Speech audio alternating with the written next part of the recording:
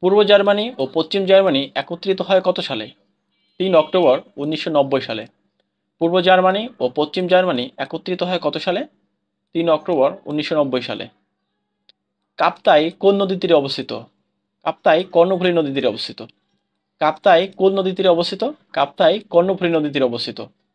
পূর্ব Germany ও পশ্চিম Germany ভাগ হয় কত সালে? পূর্ব জার্মানি ও পশ্চিম জার্মানি ভাগ হয় কত সালে? ১৯৬১ সালে। প্রিয় দর্শক, আজকে আমি আপনাদের সামনে কিছু প্রশ্নের সমাধান নিয়ে উপস্থিত হয়েছি, যেগুলো বিএসসি নার্সিং এবং ডিপ্লোমা ইন নার্সিং ভর্তি পরীক্ষার জন্য অনেকটা কমন উপযোগী হবে।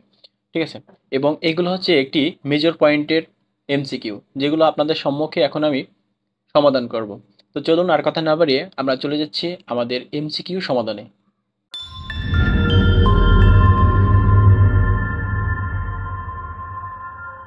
তো প্রিয় দর্শক, আমাদের প্রথম নম্বরে যে প্রশ্নটি রয়েছে সেটা হচ্ছে, আমাদের সংগ্রাম চলবে গানটি কোন সময় রচিত হয়েছিল? গানটি মুক্তিযুদ্ধের সময় রচিত হয়েছিল। আমাদের সংগ্রাম চলবে গানটি কোন সময় রচিত হয়েছিল? মুক্তিযুদ্ধের সময়।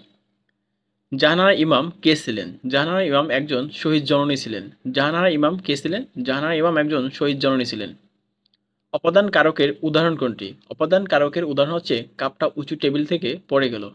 অপাদান কারকের উদাহরণ কোনটি? অপাদান কারকের উদাহরণ হচ্ছে কাপটা উঁচু টেবিল থেকে পড়ে গেল। সিরাজউদ্দৌলার প্রধান প্রতিবন্ধকতা কী ছিল? সিরাজউদ্দৌলার প্রধান প্রতিবন্ধকতা ছিল প্রাসাদ ষড়যন্ত্র। সিরাজউদ্দৌলার প্রধান প্রতিবন্ধকতা কী ছিল? প্রাসাদ ষড়যন্ত্র। অগ্র শব্দের বিপরীতার্থ শব্দ কোনটি? অগ্র শব্দের বিপরীতার্থ শব্দ হচ্ছে অনুস। অগ্র শব্দের বিপরীতার্থ শব্দ কোনটি? অনুস। ভাষার ক্ষুদ্রতম উপাদান কোনটি? ভাষার ক্ষুদ্রতম উদাহরণ হচ্ছে ধ্বনি। ভাষার ক্ষুদ্রতম উদাহরণ কোনটি? ভাষার ক্ষুদ্রতম উদাহরণ হচ্ছে ধ্বনি। সততা মহৎ গুণ, সঠিক উত্তর কোনটি? Honesty is the best policy. সততা মহৎ গুণ, এটি সঠিক উত্তর কোনটি? Honesty is the best policy. কোনটি দেশি শব্দ? চুলা।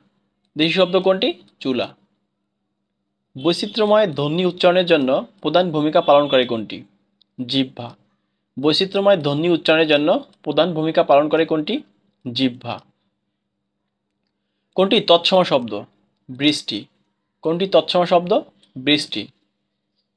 শিশুর প্রমিত রীতি শেখার মাধ্যম কোনটি? পাঠ্যপুস্তক। শিশুর প্রমিত রীতির শেখার মাধ্যম কোনটি? পাঠ্যপুস্তক। কাজী নজরুল ইসলাম কী হিসাবে সাহিত্যে স্থায়ী আসন পান? বিদ্রোহী কবি। কাজী নজরুল ইসলাম কী হিসাবে সাহিত্যে স্থায়ী আসন লাভ পান? বিদ্রোহী কবি হিসাবে। প্রধানমন্ত্রী শেখ হাসিনা কত তারিখে পদত্যাগ করেন? ২০২৪ সালের ৫ আগস্ট। প্রধানমন্ত্রী শেখ হাসিনা কত তারিখে পদত্যাগ করেন? ২০২৪ সালের ৫ আগস্ট। পূর্ব জার্মানি ও পশ্চিম জার্মানি একত্রিত হয় কত সালে? ৩ অক্টোবর ১৯৯০ সালে। পূর্ব জার্মানি ও পশ্চিম জার্মানি একত্রিত হয় কত সালে? ৩ অক্টোবর ১৯৯০ সালে। কাপ্তাই কোন নদীর তীরে অবস্থিত? কাপ্তাই কর্ণফুলী নদীর তীরে অবস্থিত। কাপ্তাই কোন নদীর তীরে অবস্থিত? কাপ্তাই কর্ণফুলী নদীর তীরে অবস্থিত। পূর্ব জার্মানি ও পশ্চিম জার্মানি ভাগ হয় কত সালে? পূর্ব জার্মানি ও পশ্চিম জার্মানি ভাগ হয় কত সালে? ১৯৬১ সালে। কোন দেশের সরকার প্রধানকে চ্যান্সেলর বলা হয়? কোন দেশের সরকার প্রধানকে চ্যান্সেলর বলা হয়? জার্মানি ও অস্ট্রেলিয়া।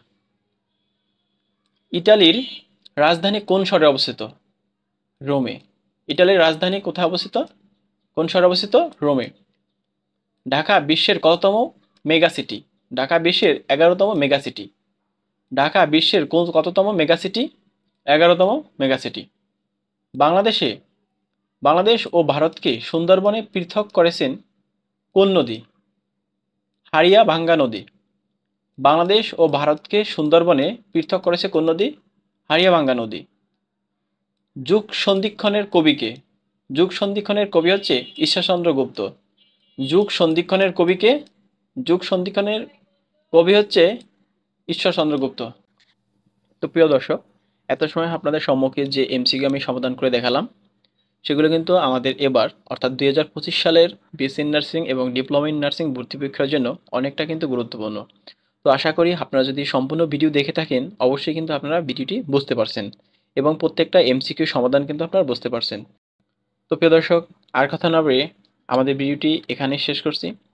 তো আপনারা যারা আমাদের চ্যানেলে নতুন আছেন, তারা অবশ্যই আমাদের চ্যানেলটিকে সাবস্ক্রাইব করে রাখবেন এবং পাশে থাকা বেল আইকনটি বাজিয়ে রাখবেন।